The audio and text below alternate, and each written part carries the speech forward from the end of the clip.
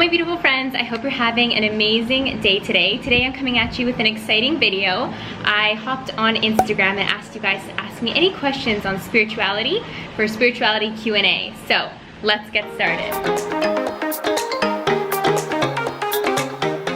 So as you guys can see, I'm in Mexico. I'm actually here for the month, so I'm looking quite beachy. And I thought, what better time other than the time that I'm feeling super zenned out to do this Q&A for you guys.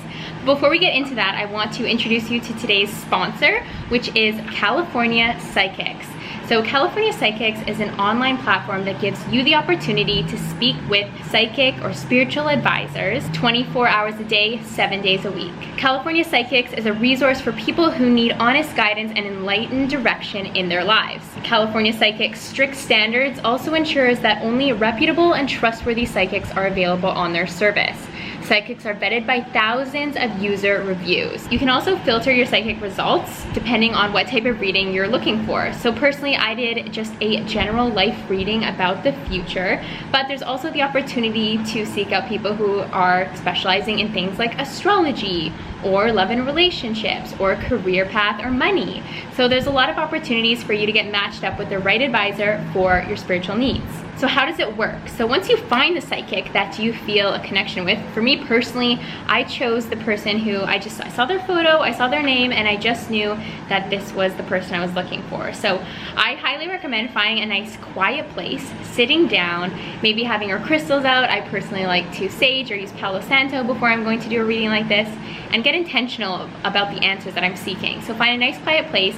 You can either talk to your psychic on the phone or you can chat with them. Also, if you don't feel a connection with the psychic that you've chosen within the first 5 minutes of the call, you have the opportunity to hang up and get a full refund. So California Psychics have been kind enough to offer you all, my very special audience, up to 80% off your first 20 minutes with www.trycaliforniapsychics.com/Zoe. So that's www.trycaliforniapsychics.com/Zoe. And you also get a fun opportunity to add 5 extra minutes with the code ADD5. So don't forget that. So thank you again to California Psychics for sponsoring this video, and let's get into our spiritual Q&A. Do you do professional yoga?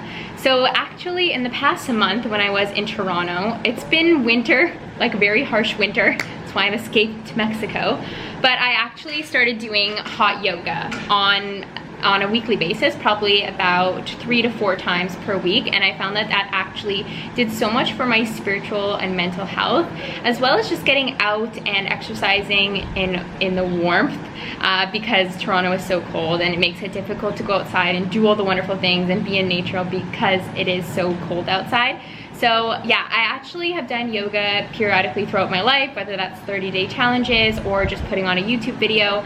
But the past month, after doing it more seriously, like I said, for 30 days, I actually entered into a new studio, so they had a special promotion on, and I was going 3 to 4 days a week. I noticed incredible benefits, and I know that when I do go back to Toronto after this month in Mexico, I'm definitely going to keep up that practice. So you guys have asked about aliens in general. So I love aliens and I definitely believe in aliens. I wouldn't say that I've had any direct experiences with aliens myself, unfortunately. I feel like I'm waiting. I would love for them to show up and introduce themselves. Through ayahuasca, I have seen things that I would call like an extraterrestrial experience or seeing extraterrestrials, but that's only been in Costa Rica. There's been times when I sense that maybe I have seen UFOs out there in the sky, but nothing that I, for example, caught on video and could show you guys, or anything extremely profound. But I'm still waiting. Like I said, I'm open to that experience. So we'll see when they do show up, but I absolutely love aliens and totally believe in them. So another popular question was about past lives. So I've actually recently done a past life regression, and I'm going to be sharing that with you guys in a series on YouTube coming up very soon in the next couple of weeks. So stay tuned. It was an absolutely incredible experience. Even better than I could have ever imagined. So I'm really looking forward to sharing that with you guys. But another question on here, from this question from Lorraine, she said, also, will you do plant medicine again? Still feeling the effects. I would love to do plant medicine again. I honestly always have such a beautiful, life-changing experience at Rhythmia, which I've shared with you guys. And I've learned so much about myself through plant medicine, so much about the universe, and I would just say I'm just a relatively more calm at peace person thanks to my experience with ayahuasca, and I honestly have nothing but gratitude for that experience, and thus I will continue to go back because I know that I received profound changes, profound wisdom. I just have so many beautiful experiences under plant medicine, and Rhythmia itself is a slice of heaven. So yeah, I hope to go back this year and every other year for the rest of my life because it is pure magic. In regards to still feeling the effects too, ayahuasca is, like I like to refer to as the gift that keeps on giving, because the spirit of the plant mother ayahuasca, she just becomes a part of you, and you're able to recognize her guidance, whether that be through your dreams or whether that be through signs. And I truly do feel like I still feel the effects. I actually take a tincture at night, which does have a little bit of a microdose of ayahuasca, which actually helped me to receive guidance from my dreams when I set intentions, which is so powerful, and it's been such a beautiful experience for me because I still feel connected, and I love just being able to take wisdom from my dreams, because I do feel like there's so much that can be found in our dreams, and it's just not something that I even considered before ayahuasca. So Tara Lynn Hyatt asks, how did you get into spirituality? So this is such an interesting question, and I would say that I first got into spirituality when I went backpacking Europe by myself. I first got the book Mind Power given to me by one of my dad's best friends, and that really opened up my mind to positive thinking and the law of attraction. It was something like law of attraction, let's say, is something that I always knew that I was doing. I knew that if I could think it in my mind, I could create it, even though if I didn't have a specific term to coin for this. But I would say that, sorry if it is like a little bit loud outside, they're doing a little bit of construction. But I would say that if anything, it was when I was away backpacking by myself, because it was the first time that I was ever on my own for a significant period of time, and when I was away from Canada. So through that experience, I just got to understand myself to a whole other level, and I got a new perspective on life, and I felt so much inspiration and so much magic happen around me. I also had so many synchronicities or synchronistic events that proved to me that my thoughts were actually creating, and I think that that's how I really got in depth with spirituality. And then I would say the grand awakening happened through my first experience with ayahuasca or plant medicine. So Anthony Alex asked about meditation. I meditate every day, but I do it in different ways. I go through different periods of time. Sometimes I'm doing Vipassana, or sometimes I'm just clearing my mind. And other times I like to focus on a visualization practice. Right now in my life, I'm definitely more focused on a visualization practice, but there was a time, for example, almost 1 year ago, when I was in Joshua Tree meditating Vipassana style for 10 days straight. So if you guys would like a follow-up video on what my life has been like since doing the 10-day Vipassana retreat versus now, I can definitely let you guys know. We can kind of talk through what changed for me, if I have kept up my practice, and what that experience kind of taught me overall and what stayed with me. I would definitely be open to doing that video. So Miss Catherine asks, when did you have your last tarot session? If it's not too long ago, do you still remember? Did it help you? So I had some tarot cards pulled for me when I was in San Diego with my amazing friend Renee, and this was kind of a spontaneous psychic experience. We just went to a spiritual store and there was a reader there, so we're like, why not? Let's just get a reading. I personally am not really drawn to tarot cards. I choose oracle cards if I'm going to do readings for myself, and the thing about tarots is that I feel like, this is a personal opinion of mine, when I'm looking at the images, they don't always exude positivity, love, divine, feminine energy, things like that, whereas my oracle cards, the decks that I've bought for myself anyways, they all have a loving energy to them, and I always feel like they're offering guidance, whereas tarot cards are almost like predicting what's going on for you or what's going on in the future. And the images, like there's the swords cards and the cups cards and the hangman, they just don't really feel positive to me, so I'm more of an oracle card user, and that's just where I like to stick with. My last reading with tarot cards, there was some positivity in it, but there was also just some messages that had an underlying negative tone to them, and when that happens for me with tarot cards, let's say in the past when I have gotten readings and I just don't feel like I resonate with it, I just let it go.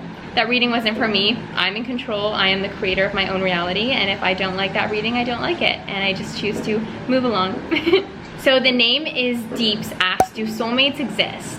So I do believe that we can have multiple soulmates in our life, and yes, so I do believe on that aspect of things that soulmates do exist. I don't believe in, let's say, one soulmate that you're supposed to be with forever, because I think that soulmates present themselves as animals, as family members, as friends throughout your life. I consider soulmates to just be those people where you just have this soul recognition, like you've known them in a past life experience. I think that sometimes the word soulmate is perhaps thrown around in a way that can have you questioning, you know, where's my soulmate, where's my one person, when I do think that there are many people who are meant to cross our lives at different periods of time to teach us things. And you guys know I consider everyone to be a teacher in our lives, so I know that soulmates especially, they're here to teach you some of life's most powerful lessons. So C. Sasani asks, had you had a mystical experience prior to ayahuasca? So I had mystical experiences, like I said, when I was backpacking in Europe, and after that, just kind of magical synchronicities and coincidences. But I would say ayahuasca brought a whole new belief or like awareness of the mystical aspects of life. So I have to say, like, that's my answer, is that I had spiritual experiences, I had magical experiences, but nothing truly mystical to this kind of cosmic, earthbound, like nature, like just to another level. I would say that, yeah, ayahuasca was the grand awakening. And last question here is by Minnie Jr. She says, how to connect to your higher self and intuition when it disappears. So your higher self and your intuition is always there. It's just a matter of if you're holding up resistance to get through to it. So what I mean by resistance is, of course, unpleasant feeling emotions, whether that be anxiety, stress, tension in the body. And for example, through meditation, if you just take the time to clear your mind, then you can create a clear pathway to your intuition or higher self. I truly believe that if you do take the time to get quiet, to really center yourself, to relax, maybe that's through Palo Santo or essential oils, or just sitting in quiet or in the dark, then you have the opportunity to reconnect with yourself. I personally have been through different periods of my life. Let's say I spoke about in Beauty of the Breakdown, where I talked about how I got out of a toxic relationship. And in that toxic relationship, I would say that I definitely shut off my intuition. What I mean by that is that there was plenty of times when my intuition was coming through saying like red flag, and I just chose to ignore it, essentially. I hate even saying that. It doesn't sound very like self-loving, but I think that the more that we kind of close off our intuition, of course, then the harder it is to get through to it again. But I think that it definitely is something that is always with us. And like I said, it just requires you to get quiet. It just requires you to maybe put your hands on your heart and really get in tune with that energy. Anyways, guys, I hope that you enjoyed this spirituality Q&A. If you have more questions, please leave them down below, and I'd be happy to make additional spirituality videos or another Q&A.